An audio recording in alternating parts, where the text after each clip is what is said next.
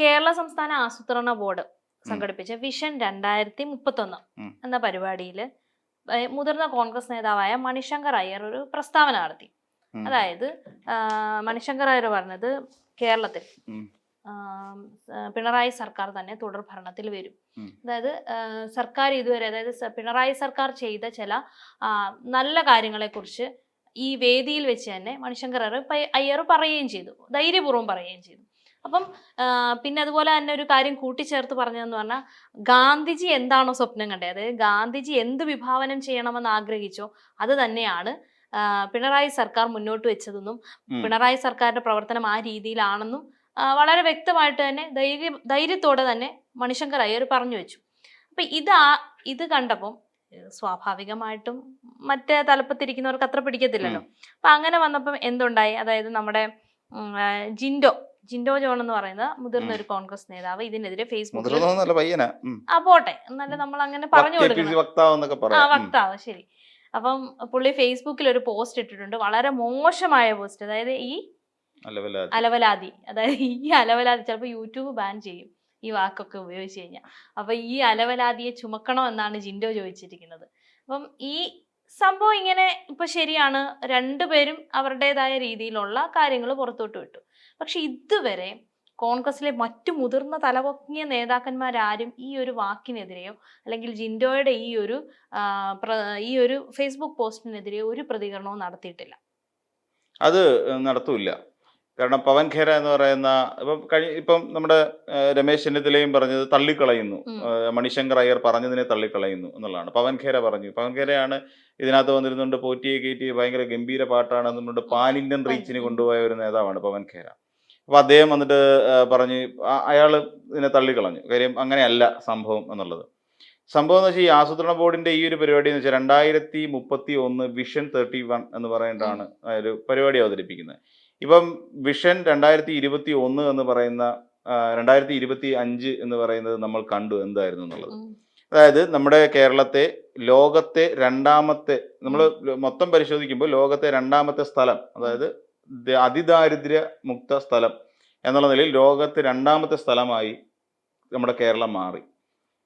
അതോടൊപ്പം രാജ്യത്തെ ഒന്നാമത്തെ സ്ഥാനത്തേക്കും കേരളം എത്തി. നമ്മളെല്ലാം എടുത്ത് പരിശോധിക്കും. വിദ്യാഭ്യാസം കേരളം നമ്പർ 1 ആണ്, സംശയമൊന്നുമില്ല. ആരോഗ്യമേഖല നീതി ആയോഗിന്റെ കണക്കുകൾ പ്രകാരമാണ് കേട്ടോ. ആരോഗ്യമേഖല കേരളം നമ്പർ 1 ആണ്. അപ്പൊ ഏത് മേഖല എടുത്ത് നോക്കിയാലും കേരളം നമ്പർ 1 എന്ന് പറയുന്ന ഒരു അവസ്ഥയിലേക്ക്, എന്ന് വെച്ചാൽ അടിസ്ഥാന സൗകര്യ വികസനം. ഇപ്പൊ കോൺഗ്രസ് എന്ന് പറയുന്ന ഇപ്പൊ അലവലാതി എന്ന് വിളിച്ചില്ല. ഈ മണിശങ്കർ അയ്യർ എന്ന് പറഞ്ഞാൽ എനിക്ക് തോന്നുന്നില്ല, ജിൻഡോ ജനിക്കുന്നതിനൊക്കെ മുമ്പ് തന്നെ മന്ത്രിസഭയിൽ ഉണ്ടായിരുന്ന ആളാണ്. അത് കേന്ദ്രമന്ത്രിയായിരുന്നു, പഞ്ചായത്ത് രാജ് മന്ത്രിയായിരുന്നു, പെട്രോളിയം വകുപ്പ് മന്ത്രിയായിരുന്നു. അങ്ങനെയല്ല, UPA സർക്കാരിന്റെ കാലഘട്ടത്തിൽ മന്ത്രിയായിരുന്ന ഒരാളാണ് ഈ പറയുന്ന മണിശങ്കർ എന്ന് പറയുന്ന ആള്. അതോടൊപ്പം തന്നെ ഒരു വിദേശ ഇടപാടുകളുമായി ബന്ധപ്പെട്ട് IFS-കാരനാണ് മുതിർന്നത്. അപ്പൊ അങ്ങനെ ഒരുപാട് ക്വാളിറ്റി ഉള്ള ഒരാൾ തന്നെയാണ് ഈ മണിശങ്കർ IAS. ഒരു കോൺഗ്രസ്സുകാരനായത് പിണറായി വിജയനെ പുകഴ്ത്തി പറയുന്നത് കൊണ്ട് പറയുന്നതല്ല. ശരിക്കും ഇദ്ദേഹത്തിന് വലിയ പ്രാധാന്യം ഇന്ത്യൻ രാഷ്ട്രീയത്തിലുണ്ട്. ഇവരൊക്കെ പോയതിനു ശേഷമാണല്ലോ കോൺഗ്രസ് പാർട്ടി പലതും ഈ നാഗണ്ട കഞ്ഞിയായത്. എത്രയോ സംസ്ഥാനങ്ങൾ ഭരിച്ചുകൊണ്ടിരുന്ന കോൺഗ്രസ് പാർട്ടി ഇന്ന് നാമമാത്ര പ്രസക്തമായി മാറിക്കൊണ്ടിരിക്കുന്ന ഒരു സാഹചര്യമാണ്. പലപ്പോഴും പറയും CPM-നെ കുറ്റം പറയും, കനലൊരു തരി എന്നൊക്കെ പറയുമ്പോഴേ ഈ തരിക്ക് പോലും ഉള്ള ഇനിയും അടുത്ത തെരഞ്ഞെടുപ്പ് കഴിയുമ്പോൾ ഉണ്ടാവുമോ കോൺഗ്രസ് എന്നുള്ള കാര്യം നമുക്ക് മനസ്സിലാകേണ്ടത്. നമുക്ക് പലപ്പോഴും നമുക്കറിയാം, ഇവിടെ പലരും പറയും തുടർ ഭരണം, സത്യാനന്ദനും അമ്മൻ കാരശ്ശേരി മാഷൊക്കെ പറയുന്നത് തുടർ ഭരണം ഉണ്ടാകരുത് എന്നാണ് പറയുന്നത്. ഇപ്പൊ ഞാൻ ചോദിക്കട്ടെ, കഴിഞ്ഞ 3 തവണയായിട്ട് ആരാ കേന്ദ്രം ഭരിച്ചുകൊണ്ടിരിക്കുന്നത്? തുടർഭരണം അല്ലേ? തുടർഭരണം തന്നെയല്ലേ ഉണ്ടാകുന്നത്. അപ്പൊ തുടർഭരണം പല സംസ്ഥാനങ്ങളിൽ, ഇപ്പൊ രാജസ്ഥാൻ അടക്കമുള്ള അവിടെ തുടർഭരണം ഉണ്ടാവേണ്ടേ? തുടർഭരണം ഉണ്ടായാലേ കോൺഗ്രസിനോട് ഭരിക്കാൻ പറ്റുള്ളൂ. പലരും ആലോചിക്കേണ്ട ചില കാര്യങ്ങളുണ്ട്. പലയിടങ്ങളിലും തുടർഭരണം എന്ന് പറയുന്നത് സംഭവിക്കേണ്ട കാര്യമാണ്. ബംഗാളിൽ സംഭവിച്ചു. ഇപ്പം BJP തന്നെ ഭരിച്ചുകൊണ്ടിരിക്കുന്നു. മഹാരാഷ്ട്രയിൽ ഇപ്പം അങ്ങനെയാണ് ഒരു കാര്യം ചെയ്യും. അടുത്ത തവണ ഇപ്പം കോൺഗ്രസ് ഭരിക്കുന്ന ഒരു സ്ഥലത്ത് തുടർഭരണം വേണ്ട, അതുകൊണ്ട് BJP-ക്ക് വിട്ടുകൊടുക്കാൻ തയ്യാറാണോ ഇവര്? ഈ പറയുന്നത് BJP-ക്ക് ശരി, ഞങ്ങൾ ഭരണം കൊടുക്കാൻ തയ്യാറാണ്. അതായത് തുടർഭരണം ശരിയല്ല, തുടർഭരണം ഉണ്ടായി കഴിഞ്ഞാൽ ഞങ്ങളുടെ പാർട്ടി ഇല്ലാതെയായി പോവും, അതുകൊണ്ട് ഞങ്ങൾ ഇത്തവണ ഞങ്ങളെല്ലാം കൂടെ കൂട്ടായി നിന്നുകൊണ്ട് BJP-ക്ക് കൊടുക്കാൻ തയ്യാറായി കഴിഞ്ഞു എന്ന് പറയാൻ തയ്യാറുള്ള കോൺഗ്രസ്സുകാരുണ്ടോ? ഇല്ല. കർണാടക അങ്ങനെയാണെങ്കിൽ കർണാടക തുടർഭരണം വേണ്ട എന്ന് പറഞ്ഞിട്ട് അടുത്ത തവണ വേറെ BJP-ക്കാർ ഭരിക്കുമല്ലോ അടുത്ത തവണ. അതെല്ലാം അങ്ങനെ തന്നെയാണ് സംഭവിക്കാൻ പോകുന്നത്. BJP ഭരിക്കുമല്ലോ. സ്റ്റാലിൻ മാറിയിട്ട് തുടർഭരണം BJP ഏൽപ്പിക്കണോ? അപ്പം ഇവിടങ്ങളിലെല്ലാം സംഭവിക്കുമ്പോൾ തുടർഭരണം സംഭവിക്കണം. തുടർഭരണത്തിന് വേണ്ടിയിട്ടാണ് ഓരോരുത്തരും ഈ പറയുന്ന രാഷ്ട്രീയക്കാരെല്ലാം പ്രവർത്തിച്ചുകൊണ്ടിരിക്കുന്നത്.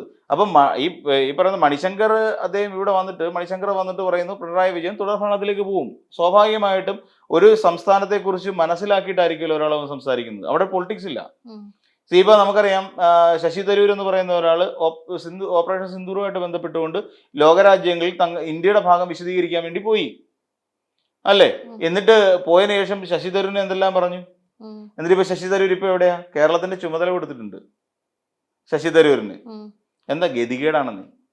എന്നിട്ട് ഇപ്പം ഈ പറയുന്ന ജിൻഡോയ്ക്ക് എന്ത് അർഹതയുണ്ടെന്ന് ഇദ്ദേഹത്തെ പിന്നെ മണിശങ്കറിനെ അലവലാതി എന്ന് ഫേസ്ബുക്കിൽ വിശേഷിപ്പിക്കാൻ എന്ത് യോഗ്യതയുണ്ട് ജിൻഡോയ്ക്ക്? പക്ഷെ അത് എന്നിട്ട് അവർ ഈ പറയുന്ന ആർക്കും അത് പ്രശ്നമല്ലല്ലോ. ഇപ്പോഴത്തെ സമയത്ത് അവര് പ്രതികരിക്കത്തില്ലെന്നേ. ഇത് ചെന്നിത്തല പറഞ്ഞത് ഞങ്ങൾ തള്ളിക്കളയുന്നു, പവൻ ഖേര തള്ളിക്കളഞ്ഞു, അതേ നിലപാട് തന്നെയാണ് ഞങ്ങൾക്ക്. മണിശങ്കർ പറഞ്ഞതിന് ഞങ്ങള് അതിനെ വേണ്ട കാര്യത്തോടു കൂടി എടുക്കുന്നില്ല, കാര്യഗൗരവത്തിൽ എടുക്കുന്നില്ല. കാര്യം എന്താ? അത് അയാൾ പറയുന്നത് അയാളുടെ ഇഷ്ടമാണ്. അപ്പം ഒരു കേന്ദ്രമന്ത്രിയായിരുന്ന ഒരു വ്യക്തി, അതും പഞ്ചായത്ത് രാജ് പോലുള്ള ഒരു വകുപ്പ് ഭരിച്ചുകൊണ്ടിരുന്ന ഒരു മന്ത്രി കേരളത്തിൽ വന്നു നിന്നുകൊണ്ട് സംസ്ഥാന സർക്കാർ വിളിച്ച ഒരു പരിപാടി, സർക്കാർ വിളിച്ചതാണ് അല്ലാന്ന് പറയുന്നില്ല, അവിടെ വന്നു നിന്നുകൊണ്ട് സർക്കാരിനെ കുറിച്ച് നല്ലത് പറയുന്നു. അതും വിശേഷിച്ച് മഹാത്മാഗാന്ധി കണ്ട ഒരു സ്വപ്നം ഇവിടെ യാഥാർത്ഥ്യമാക്കിയത് പിണറായി വിജയൻ സർക്കാരാണ് എന്ന് തുറന്നു പറയുന്നു. അതായിരിക്കും ചിലപ്പോൾ ചൊടിപ്പിച്ചത് പുള്ളിയെ. ശരിയാ. കാര്യം സന്ദീപ് വാര്യർ ഇപ്പോഴും ഉണ്ടല്ലോ, ഒരു ചാനൽ ചർച്ചയിൽ സന്ദീപ് വാര്യർ ഇരുന്നുകൊണ്ട് BJP-യുടെ ഇരുന്നുകൊണ്ട് പറഞ്ഞു മഹാത്മാഗാന്ധിയെ ചെറുതായിട്ടൊന്ന് വെടിവെച്ച് കൊന്നു എന്ന് പറഞ്ഞ ഒരാൾ ഇന്ന് സന്ദീപ് വാര്യർ ഇന്ന് കോൺഗ്രസിലെ മെമ്പറാണ്, അയാൾക്ക് പറ്റിയ സീറ്റും കൊടുക്കും. അപ്പൊ അവരെ സംബന്ധിച്ചിടത്തോളം അതൊക്കെ കുഴപ്പമില്ല. മഹാത്മാഗാന്ധിയെ ചെറുതായിട്ടൊന്ന് വെടിവെച്ച് കൊന്നല്ലേ, എന്താ ഗോഡ്സെ ചെയ്ത് തെറ്റ് എന്ന് ചോദിച്ച ഒരാൾ ഇന്ന് കോൺഗ്രസിന്റെ നേതാവാണ്. അതുകൊണ്ട് തന്നെ നമ്മൾ മനസ്സിലാക്കേണ്ട ഒരു പ്രധാനപ്പെട്ട കാര്യം, ഇവിടെ മണിശങ്കർ വന്നു നിന്നിട്ട് അത് സംസാരിച്ചിട്ടുണ്ടെങ്കിൽ കേരളത്തിൽ അതെല്ലാം നടപ്പിലായിട്ടുണ്ട്. ഈ പറയുന്ന ഗാന്ധിജി എന്താണ് ഉദ്ദേശിക്കുന്നത് അതേ തരത്തിൽ. അതുകൊണ്ടാണ് ഞാൻ അതിദാരിദ്ര്യ മുക്ത സംസ്ഥാനം എന്നുള്ളൊരു കാര്യം തുടക്കത്തിലേ പറഞ്ഞത്. നമ്മുടെ കേരളത്തിലെ ഗ്രാമപ്രദേശങ്ങളിലേക്ക് നമ്മൾ പോയി കഴിഞ്ഞാൽ എന്താണ്, ശരിക്കും ഗ്രാമങ്ങളിലൂടെ സഞ്ചരിക്കണം ഒരു നാട് എന്താണെന്ന് മനസ്സിലാക്കാൻ. നമ്മൾ ഗ്രാമങ്ങളിലേക്ക് പോകും. ഇന്ന് കേരളത്തിന്റെ അവസ്ഥ എന്താ? കേരളം തെക്ക് മുതൽ വടക്കേ അറ്റം വരെ, അല്ലെ വടക്ക് മുതൽ തെക്കേ അറ്റം വരെ ഒരു ടൗൺഷിപ്പാണ്, ഒരു നഗരമായി മാറിക്കൊണ്ടിരിക്കുന്നത്. നമ്മളാരും പറഞ്ഞൊന്നുമല്ല, ഇത് കണക്കുകൾ സൂചിപ്പിക്കുന്ന അങ്ങനെയാണ്. ഈ സാമ്പത്തിക അവലോകന റിപ്പോർട്ട് വന്നപ്പോൾ അങ്ങനെയാണ് വരുന്നത്. കേരളം തെക്ക് മുതൽ വടക്കേ അറ്റം വരെയും വടക്ക് മുതൽ തെക്കേ അറ്റം വരെയും ഒരു നഗരമായി മാറിക്കഴിഞ്ഞിരിക്കുന്നു. ഇത് എന്ന് വെച്ച് കഴിഞ്ഞാൽ എന്തുകൊണ്ട് ഗ്രാമ നഗര വ്യത്യാസങ്ങളില്ലാതെ പോകുന്നു. അതായത് ഇപ്പോൾ ഒരു ഗ്രാമത്തിലേക്കും നഗരത്തിലേക്കും കയറുന്ന എൻട്രി പോയിന്റ് എവിടെയാണ് നമുക്ക് ഐഡന്റിഫൈ ചെയ്യാൻ പറ്റാത്തൊരവസ്ഥയിലേക്ക് പോയി. നഗരം ഗ്രാമത്തിലേക്ക് കയറി കിടക്കുകയാണ് ശരിക്കും ചെയ്യുന്നത്. അപ്പൊ അതുകൊണ്ട് തന്നെ നമുക്ക് ഏതാണ് ഗ്രാമം ഏതാണ് നഗരം ഒരു മാർജിൻ നമുക്ക് കണ്ടെത്താൻ സാധിക്കാത്ത ഒരു സാഹചര്യമാണ് കേരളത്തിലുള്ളത്. നമ്മൾ ഏത് ഗ്രാമത്തിലേക്കും പൊക്കോളൂ, ഏത് ഗ്രാമപ്രദേശങ്ങളിലൂടെ നമ്മൾ സഞ്ചരിച്ചാലും അവിടെ എല്ലാം ജനങ്ങൾക്ക് ആവശ്യം. ഇപ്പോൾ മൊബൈൽ ഫോൺ ഉപയോഗിക്കാത്ത എത്ര ഗ്രാമവാസികളുണ്ട് നമ്മുടെ കേരളത്തിൽ? അല്ലെ? പബ്ലിക് ടോയ്ലറ്റുകൾ ഇല്ലാത്ത, ഇപ്പോഴും കഴിഞ്ഞ BJP അധികാരത്തിൽ വന്ന് അൽഫോൺസ് കണ്ണന്താനം പെട്രോൾ വില വർദ്ധിക്കുന്നതിനെ കുറിച്ച് ചോദിച്ചപ്പോൾ, ആ പെട്രോളിന് എന്തുകൊണ്ട് വില വർദ്ധിപ്പിക്കുന്നു ചോദിച്ചപ്പോൾ അൽഫോൺസ് പറഞ്ഞതാണ്, ഞങ്ങള് കക്കൂസ് പണിയാൻ വേണ്ടിയാണെന്നാ പറഞ്ഞു. അപ്പൊ ഇത്രയും കാലം കോൺഗ്രസ് ഭരിച്ച ഇന്ത്യയിൽ എന്തുകൊണ്ടാണ് കക്കൂസുകൾ എല്ലാവർക്കും ഇല്ലാതെ പോയത്? അവിടെ അടിസ്ഥാന വികസനം എന്ന് പറയാൻ പറ്റുമോ? പറ്റില്ല. എന്തുകൊണ്ടാണ് ഇപ്പൊ കിട്ടും എന്ന് വിചാരിച്ചുകൊണ്ടിരുന്ന ഹരിയാന കിട്ടാതെ പോയത്? ഹരിയാന പിന്നീടാണ് തെരഞ്ഞെടുപ്പ് കിട്ടിയില്ലല്ലോ. എന്തുകൊണ്ട് കിട്ടാതെ പോയി? ഇവിടെ ബീഹാറിൽ എന്താ സംഭവിച്ചത് കോൺഗ്രസ് പാർട്ടിക്ക്? അപ്പൊ കോൺഗ്രസ് എന്ന് പറയുന്ന ഒരു പാർട്ടിയെ സംബന്ധിച്ചിടത്തോളം ഈ പറയുന്ന നഗരങ്ങളും ഈ ഗ്രാമങ്ങൾ നഗരങ്ങളിലേക്ക് എത്തുന്നു എന്നുള്ളൊരു കോൺസെപ്റ്റ് അവർക്ക് ചിന്തിക്കുന്നതൊക്കെ അപ്പുറത്തേക്ക്. അവർക്ക് വികസനം എങ്ങും തൊടുന്നില്ല. കഴിഞ്ഞ 2016 വരെ കേരളം ഭരിച്ചുകൊണ്ടിരുന്നത് UDF-ന്റെ സർക്കാർ ആയിരുന്നില്ലേ? എന്നിട്ട് ആ UDF-ന്റെ സർക്കാർ ഇവിടെ എന്തൊക്കെ പദ്ധതികൾ നടപ്പിലാക്കി തന്നു കേരളത്തിന് വേണ്ടിയിട്ട്? ഈ ജനസമ്പർക്ക പരിപാടി എന്നും പറഞ്ഞിട്ട് ഉമ്മൻചാണ്ടി ജനങ്ങളെ തെരുവിലിറക്കിയില്ലേ? അത് ഒരിക്കൽ K. മുരളീധരൻ തന്നെ പബ്ലിക്കായിട്ട് വിളിച്ചു പോയില്ലേ? ഉമ്മൻചാണ്ടി നിങ്ങൾ പാവപ്പെട്ടവരെ വികലാംഗരെയും തെരുവിലിറക്കിയ ആളാണ് എന്ന് പറഞ്ഞത് K. മുരളീധരനാ. ഒരു റാലിക്കിടയിൽ നിന്നുകൊണ്ട് ഉറക്കെ പ്രസംഗിച്ചതാണ്. കള്ളക്കടത്തുകാരുടെയും കരിഞ്ചന്തക്കാരുടെയും ഏജന്റാണ് എന്ന് പറഞ്ഞു. ഇതായിരുന്നു നമ്മുടെ 2016 വരെയുള്ള വികസനം. എന്ത് വികസനം നമ്മുടെ നാട്ടിൽ സാധ്യമായി? ഈ കഴിഞ്ഞ ദിവസം KC വേണുഗോപാലിന്റെ ഒരു PR വർക്ക് കണ്ടു. വളരെ ഫ്ലൂക്കായിട്ടുള്ള സാധനം. എന്തിനാ ഇങ്ങനെയൊക്കെ PR വർക്ക് ചെയ്യുന്നത്? വിലക്കയറ്റം കേരളത്തിൽ. അപ്പോഴും ആ സ്ത്രീ പ്രത്യേകിച്ച് പറയുന്നുണ്ട്, ഗ്യാസിന് വില കൂടി. 13 വർഷത്തിന് 5000 രൂപയ്ക്ക് കഴിയാമായിരുന്നു 13 വർഷത്തിന് മുൻപ്. എന്നാൽ ഇപ്പൊ അങ്ങനെയല്ല. ഇപ്പൊ ഞങ്ങൾ ജീവിക്കുന്നത് 10,000 രൂപ കൊടുത്തിട്ടാണ് ഒരു മാസം കഴിച്ചു കൂട്ടുന്നത്. സ്വാഭാവികം നമുക്ക് ചിന്തിക്കാവുന്നല്ലേ ഉള്ളൂ. ഈ പറയുന്ന 13 വർഷം കൊണ്ട് പെട്രോൾ വിലയിൽ ഉണ്ടായ മാറ്റം എന്തായിരുന്നു? കോൺഗ്രസ്സുകാർ ഉണ്ടാക്കി വെച്ചല്ലേ അത്. കോൺഗ്രസ്സുകാർ തന്നെയാണല്ലോ പെട്രോളിയം അതായത് ഇതിന്റെയൊക്കെ വിലവർദ്ധന നിർണയ അവകാശം കമ്പനികൾക്ക് വിട്ടുകൊടുത്തവരായിരുന്നു. കോൺഗ്രസിന്റെ UPA സർക്കാരിന്റെ കാലഘട്ടത്തില. എന്തുകൊണ്ട് അന്ന് ആരും എതിർത്തില്ല? എന്നിട്ടിപ്പോ ഈ മണിശങ്കർ ഇവിടെ വന്നു നിന്നുകൊണ്ട് സംസാരിക്കുമ്പോൾ, കേരളത്തിൽ വന്നു നിന്നുകൊണ്ട് കേരളത്തെ സർക്കാരിനെ കുറിച്ച് നല്ലത് പറയുമ്പോൾ അയാൾ കൊള്ളരാത്തവനും അലവലാതിയായി മാറുന്നു. ഈ അലവലാതി എന്ന് വിളിച്ച ഈ പറയുന്ന നേതാവുണ്ടല്ലോ, ചോട്ടാ നേതാവാണ്. ചോട്ടാ നേതാവ്, അതിന് മുതിർന്ന നേതാവ് എന്നൊക്കെ വിളിച്ചവനെ വെറുതെ വിലകളെ നശിപ്പിക്കരുത്. അങ്ങനെയുള്ള ഒരാള് ഫേസ്ബുക്കിൽ ഇട്ടിട്ട് പറയുകയാണ് അലവലാതി എന്ന്. മണിശങ്കറിനെ പോലെ ഒരു നേതാവിനെ വിശേഷിപ്പിക്കാൻ മാത്രം തരംതാണ് പോയ ഒരു പാർട്ടി, അതിനെ ചോദ്യം ചെയ്യാൻ കഴിവില്ലാത്ത നേതൃത്വം ചോദ്യം ചെയ്യേണ്ടതല്ലേ? ഇക്കണക്കിന് ശശി തരൂരിനെ കുറിച്ച് എന്ത് തോന്നിവാസം എഴുതി വെക്കുമല്ലോ. ശശി തരൂരിനെതിരെ ഇത്രയ്ക്ക് ഹാർഡായിട്ടുള്ള വാക്കുകൾ ആരെങ്കിലും ഉപയോഗിച്ചു കണ്ടോ? ഏതെങ്കിലും മുതിർന്ന നേതാക്കൾ? ഒരിക്കൽ VD സതീശൻ പറഞ്ഞിട്ടുള്ള അല്ലാതെ, ഊതിപ്പെരിപ്പിച്ച ബലൂണെന്നോ മറ്റോ VD സതീശൻ പറഞ്ഞിട്ടുണ്ട്. അതല്ലാതെ വേറെ ഏതെങ്കിലും നേതാക്കന്മാർ ഇത് ഈ രീതിയിൽ കുട്ടി നേതാക്കന്മാരെല്ലാം പ്രതികരിച്ചിട്ടുണ്ടോ? ഇതൊക്കെ അഹങ്കാരമാണെന്നേ, ഇതൊക്കെ അഹങ്കാരമാണ്. ചാനൽ ചർച്ചയെ 10 എടുത്ത് പോയിരുന്നു കഴിയുമ്പോഴത്തേക്ക് 10 ചാനലുകാരെ വിളിച്ചു കഴിയുമ്പോൾ, അല്ലെ 10 തവണ ചാനൽ ചർച്ചയിൽ കയറി കഴിയുമ്പോൾ ഇവരുടെയൊക്കെ വിചാരം എന്തോ ഞാൻ എന്തോ വലിയ ആളായി എന്നാണ് ഇവർ വിചാരിക്കുന്നത്. വേറൊരുത്തനുണ്ടായിരുന്നു, അവന്റെ സോക്കേടങ്ങ് തീർന്നല്ലേ ഇപ്പൊ, അല്ലേ? അപ്പൊ എന്ന് പറയുന്ന പോലെ ജിൻഡോയുടെ ചിന്ത എന്തോ ഇപ്പൊ ഞാൻ ഏതാണ്ട് വലിയ സംഭവമായി. എന്നിട്ട് എന്ത് കള്ളത്തരവും. ചാനൽ ചർച്ച എന്ന് പറയുന്ന ഒരു സാധനം എന്തും വന്ന് വിളിച്ചു പറയാൻ പറ്റുന്ന ഒരു വേദിയൊന്നും അല്ല. അങ്ങനെ അനുവദിച്ചു കൊടുക്കുന്നതിന് ചില കാരണങ്ങളൊക്കെ ഉണ്ട്. ഞാൻ മറ്റൊരു വീഡിയോയിൽ ഇതിനെക്കുറിച്ച് പറഞ്ഞതാണ്. ഇതിന് ചില കാരണങ്ങൾ കൂടി ഉള്ളത് കൊണ്ടാണ് പലരും ഇതിന് അനുവദിച്ചു കൊടുക്കുന്നത്. കാര്യം മേടിച്ച പൈസക്ക് കൂലി ചെയ്യണം, പിന്നെ മേടിച്ച പൈസക്കുള്ള ജോലി ചെയ്യണമല്ലോ, അതുകൊണ്ട് മാത്രമാണ്. കാര്യം എന്ന് വെച്ച് കഴിഞ്ഞാൽ ഇവിടെ 50 കോടി കൊടുത്തിട്ടാണ് കനകോലുവിനെ കൊണ്ടിറക്കുന്നത്. അപ്പൊ ഈ കനകോല് വന്നിരുന്നുകൊണ്ട് കനകോല് പറയുന്നിടത്തെല്ലാം പൈസ കൊടുക്കണം. ഇന്ന ആൾക്കാർക്ക് ഇത്ര കൊടുക്കണം, ഇന്ന ആൾക്കാർക്ക് ഇത്ര കൊടുക്കണം എന്ന് വെച്ചാൽ ശരിക്കും പറഞ്ഞ് ഇവിടെ തെരഞ്ഞെടുപ്പിന് വേണ്ടി കനകോലുവിന് മാത്രം 50 കോടിക്ക് മുകളിലാണ് കൊടുക്കേണ്ടി വരുന്നത്. ചെറിയൊരു കണക്കാണ് 50 കോടി.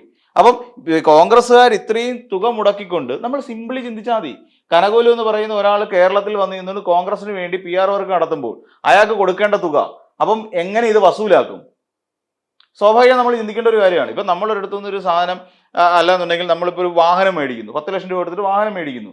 ഈ വാഹനം നമ്മളെങ്ങനെ മുതലാക്കുന്നത്? ഡിപ്രിസിയേഷൻ ഒക്കെ വരുന്നാലും നമ്മൾ മുതലാക്കുക, ഓടിച്ച് മുതലാക്കുക എന്ന് പറഞ്ഞാൽ ചില പറയണേ എങ്ങനെയെങ്കിലും ഓടിച്ചങ്ങ് മുതലാക്കാം എന്ന് പറയുന്ന പോലെയുണ്ട്. അപ്പൊ ഈ 50 കോടി എന്തിനാ മുടക്കുന്നത്? 50 എന്തിനു വേണ്ടി നമ്മുടെ ഭരണം കിട്ടാൻ? ഭരണം കിട്ടിയിട്ടപ്പോ ഈ പൈസ സെറ്റ് ആക്കണമല്ലോ. എങ്ങനെ സെറ്റ് ആക്കും? ഇപ്പോഴും കുറച്ചു കാലത്തിന് മുമ്പ് പിന്നെ ഈ KC തന്നെ പറഞ്ഞത് ഞങ്ങൾക്ക് ബാക്കിയുള്ളവർ തേങ്ങ ഇരണ്ടപ്പോൾ ഞങ്ങൾ ചിരട്ടെങ്കിലും ജീവിച്ചോട്ടെ എന്ന് പറഞ്ഞില്ലേ? കഴിഞ്ഞ തെരഞ്ഞെടുപ്പ് കാലഘട്ടത്തിൽ, ലോക്സഭാ തെരഞ്ഞെടുപ്പിന്റെ കാലഘട്ടത്തിലോ മറ്റോ ആണെന്ന് തോന്നുന്നു, പിന്നെ VD സതീശൻ വീട് സന്ദർശനം നടത്തിയതിനു ശേഷം പറഞ്ഞൊരു വാക്കുണ്ട്, ഞങ്ങൾ വീട്ടിൽ കയറി കഴിയുമ്പോൾ അവിടുത്തെ ഓരോരുത്തരും ഞങ്ങൾക്ക് പ്രവർത്തകർക്ക് ചായ കുടിക്കാൻ വേണ്ടി 10 രൂപ എടുത്ത് ഞങ്ങളുടെ കയ്യിൽ തരുമെന്ന്. ഈ ഇങ്ങനെ ഗതികെട്ട വാക്ക് പറഞ്ഞുകൊണ്ടിരുന്ന VD സതീശനും KC വേണുഗോപാലും അടക്കമുള്ള നേതാക്കന്മാർ ഇപ്പൊ ചെയ്യുന്ന എന്താ? കോടിക്കണക്കിന് രൂപ ഒരുത്തിന് കൊടുത്തുകൊണ്ട്, ഇത് മാത്രമല്ല ചില മാധ്യമങ്ങളെ വിലക്കെടുക്കാൻ വേണ്ടിയിട്ട് നടത്തുന്ന ശ്രമങ്ങൾ, ഇതെല്ലാം ഇവർക്ക് എവിടുന്ന പണം? അപ്പൊ സ്വാഭാവികമായിട്ടും ജനങ്ങൾ ചോദിക്കും, എവിടെ വയനാട് ഫണ്ട് പിരിച്ച പണം? എവിടെയാണ് നിങ്ങൾ ഒളിപ്പിച്ചു വെച്ചിരിക്കുന്ന മറ്റേ പിന്നെ K കരുണാകരന്റെ സ്മാരക നിർമ്മാണത്തിന്റെ ഫണ്ട്? പല ഫണ്ടുകളും ഉണ്ട്. ഇതൊക്കെ വെച്ചിട്ടാണ്. എന്നിട്ട് ഇങ്ങനെ കുറെ ചോട്ടാ നേതാക്കന്മാർക്ക് എല്ലാ അവകാശവും വിട്ടുകൊടുത്തുകൊണ്ട് ഇനിയിപ്പോ മൻമോഹൻ സിംഗിനെയും സോണിയാഗാന്ധി ആരാണെങ്കിലും അവർക്ക് അഹിതമായത് പറഞ്ഞാൽ അവർ അലവലാതി എന്ന് വിളിച്ചിരിക്കും. കോൺഗ്രസിന്റെ തനത് സംസ്കാരം പുറത്തോട്ട് വരുന്നത്. ഈ ചോട്ടാ നേതാക്കന്മാരുടെ യഥാർത്ഥ ഒരുത്തിന്റെ സംസ്കാരം പുറത്തായി, വേറൊരുത്തിന്റെ സംസ്കാരം കഴിഞ്ഞ ദിവസം പുറത്തായി, കഴുത്തിന് പിടിച്ചു തള്ളിയത്, ഇപ്പൊ വേറൊരുത്തിന്റെ സംസ്കാരം കൂടെ പുറത്തായി. ഇങ്ങനെ എല്ലാവരുടെയും സംസ്കാരം വെളിപ്പെട്ടുകൊണ്ടിരിക്കുന്ന ഒരു തെരഞ്ഞെടുപ്പായി ഇത് മാറുമോ എന്നുള്ളതാണ്. പിന്നെ ഇവരുടെയൊക്കെ സണ്ണിയുടെയും VD സതീശന്റെ ഒക്കെ ആ സ്വഭാവം എന്താണെന്നുള്ള കാര്യം ജനങ്ങൾക്ക് അറിയാം. കഴിഞ്ഞ ദിവസം പടക്കം പൊട്ടിയ സമയത്ത് പിന്നെ പ്രവർത്തകരെ തന്തയ്ക്ക് വിളിച്ചവരാണ് ഈ VD സതീശൻ. അതും എല്ലാവരും ജനങ്ങളെല്ലാം മാധ്യമങ്ങളിലൂടെ കാണുകയും ചെയ്തു. അപ്പൊ ഇങ്ങനെ പലരുടെയും ഈ തറ സംസാരം പുറത്തേക്ക് വന്നുകൊണ്ടിരിക്കുന്ന ഒരു സാഹചര്യമാണെന്ന് മാത്രം കണ്ടാൽ മതി. പിന്നെ മണിശങ്കർ പറഞ്ഞ കാര്യം പോസിറ്റീവായിട്ടുള്ള രീതിയിൽ എടുക്കുക. ഇടതുപക്ഷക്കാരുണ്ടെന്നുണ്ടെങ്കിൽ അതിൽ നിന്നും വ്യതിചലിക്കാത്ത രീതിയിലുള്ള ഒരു നയപരിപാടികളോട് മുന്നോട്ട് പോകാൻ ശ്രമിക്കുക.